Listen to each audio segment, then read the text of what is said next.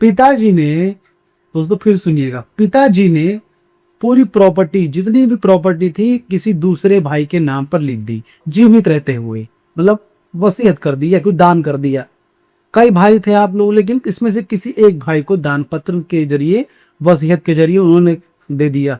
अब बाकी भाइयों को बेदखल कर दिया। तो अब बाकी भाई लोग परेशान हैं।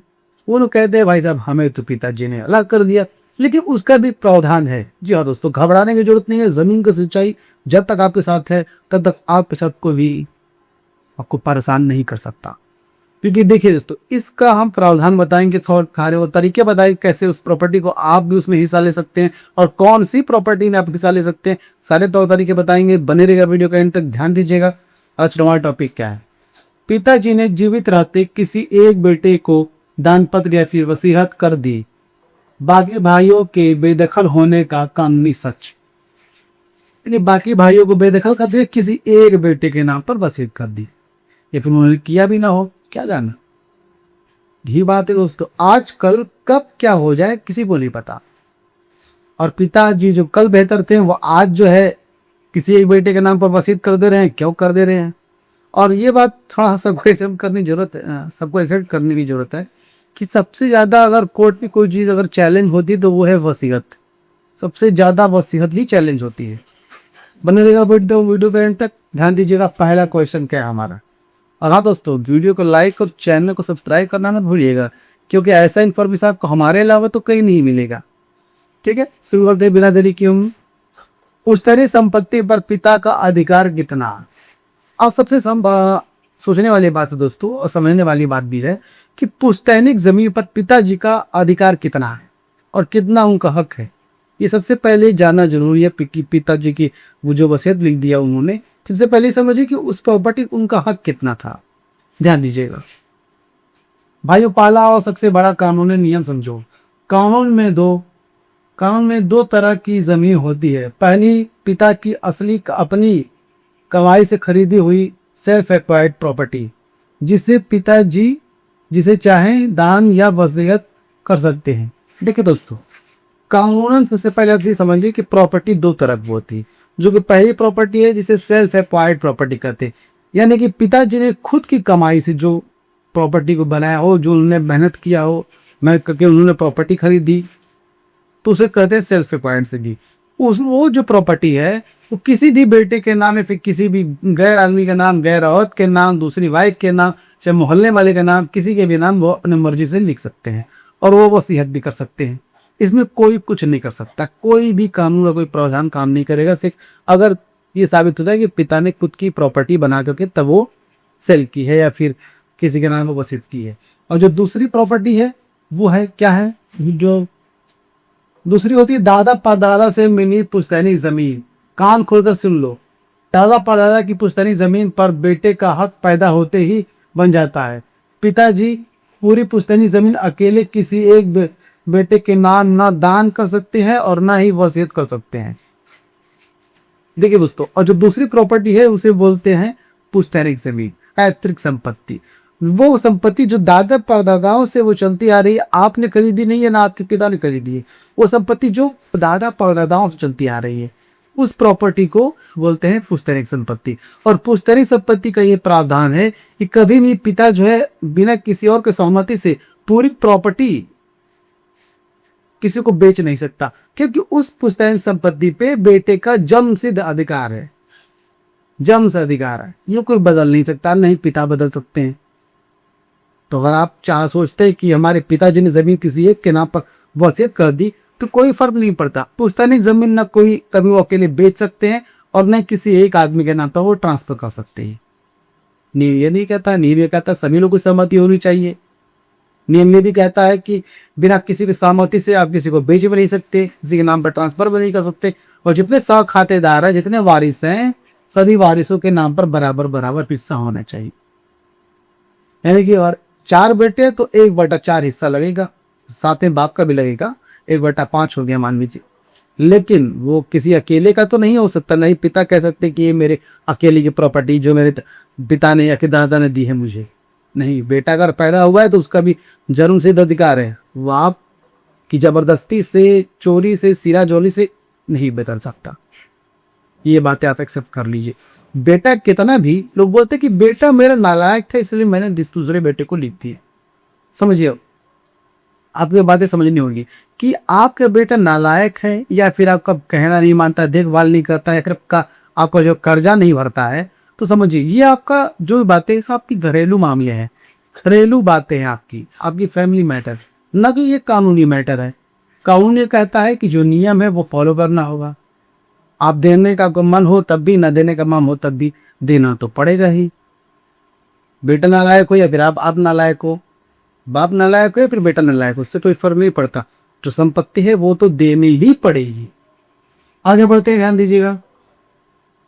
डिजिटल सर्वे 2026 में अमीन का बड़ा कदम। अब समझिएगा भाई, डिजिटल सर्वे 2026 में अमीन का ऐसा बड़ा कदम ऐसे चाबू चलाएगा जिससे सारी परेशानियां ही हल हो जाएंगी।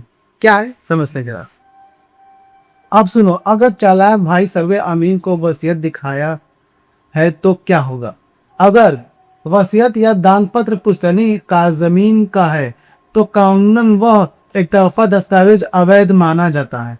अब समझिए दोस्तों, अगर अमीन के साथ मिल करके या फिर अमीन के सामने जो भाई जिसके नाम पर प्रॉपर्टी हुई है वो कोई एक तरफा कागजात दिखाता है और बोलता है वो जमीन मेरी है तो तुम मेरे नाम पर खतियान बना दो, तो अमीन क्या करे, वो देखेगा कि भाई आप लोग तो कितने बस उसमें हैं और वंशावली भी चेक करेगा, लेकिन प्रॉपर्टी किसी एक के नाम तक के नहीं होगा, क्योंकि नियम ये भी कहता है कि पुश्तैनिक संपत्ति किसी एक के नाम पर ट्रांसफर नहीं हो सकती। अमीन तुरंत अलर्ट हो जाएगा, तुरंत चालाक हो जाएगा। आप जो गलती कर रहे हैं वो गलती वो नहीं दोहराएगा। सर्वे अमीन केवल एक भाई के नाम से नया खतियान जारी नहीं कर सकता। अमीन को वंशावली के आधार पर सभी भाइयों और बहनों का नाम संयुक्त खतियान में दर्ज करना ही पड़ेगा। और कितना ही आपने इसको वसीयत पिताजी ने लिख दिया हो, अमीन कभी भी पुश्तैनिक जमीन का खतियान किसी एक के नाम पर नहीं कर सकता। अमीन क्या करेगा, पूरा वंशावली चेक करेगा, वंशावली में जितने भाई हैं जितने बहन हैं सबके नाम पर सही खाते में जमीन दर्ज करेगा। ये करेगा अमीन। अब आप सोचते हैं कि हम अमीन को थोड़ा पैसे खिला देंगे, गांधी जी की पावर दिखा देंगे। गांधी जी तो भाई पावरफुल है ही, तो गांधी जी की पावर दिखा देने से भी फर्क नहीं पड़ेगा। कल वो कोर्ट मामला जाएगा तो फिर आपको हुआ हल तो निकलेगा ही फिर उसका। अमीन तो कुछ पल के लिए टाल सकता है, कुछ पल के लिए बिक सकता है राजा जमात का अधिकारी, लेकिन कोर्ट नहीं बिकेगा। कोर्ट वही फैसला सुनाएगा जो इसके हाथ में रहेगा, याद रखिएगा। तो उस चालाकी आप छोड़ दीजिए कि हम पिताजी से जो है वसीयत अपने नाम पर लिखवा लेंगे सेवा पानी करके भी किसी भी तरह से, तो वो तो काम नहीं करेगा पुश्तैनी संपत्ति के बारे में। और हाँ दोस्तों, एक और बात, प्रॉपर्टी से रिलेटेड कितनी बड़ी परेशानी है आपको। अगर आप भी प्रॉपर्टी से परेशान है, अगर किसी ने कब्जा किया हो, धूम माफिया ने, किसी ने से आपका हिस्सा नहीं मिल रहा हो, आपका जो हक है फैमिली ज़मीन में इसी तरह, तो उसमें कोई दिक्कत हो, रास्ता कोई शेयर कर रहा, कोई बंजर ज़मीन आपको परेशान कर रहा है, सरकार परेशान कर रहा है, घबराने की जरूरत नहीं है। ज़मीन में सच्चाई आपके लिए 24/7 हाजिर रहेगा। जो भी दिक्कत है, जो परेशानियां आप भी सेट कीजिए, हम उसको दूर करेंगे, हम कब्जा पकड़ा के देंगे। सारे उन चीज़ों को, उन षड्यंत्र को रचेंगे जिससे आप और आपकी प्रॉपर्टी सेफ हो जाए और आपके हक में हिस्सा मिल जाए आपका। उसके लिए करना है कि आप लोग कमेंट बॉक्स में मैसेज करना है, आप मुझसे मेरा नंबर मांगिए, व्हाट्सएप नंबर मिलते ही आप जितनी परेशानियां मुझे वहाँ डिटेल में शेयर कीजिए, फिर आपको उसका निवारण देते रहेंगे, सारी चीज़ों का हम आपको गाइड करते रहेंगे। बदले में जो हमारी फीस सर को देनी होगी, जो बहुत ही छोटी सी बहुत ही मामूली फीस है, क्योंकि हर एक गरीब से गरीब आदमी उसको अफोर्ड कर सकता है, जो कि सिर्फ मात्र एक रिचार्ज की जितना 299 रुपए, यानी 299 के में आप ये पूरा हिसाब किताब मिलेगा हमारा। ठीक है, आते टॉपिक के पास।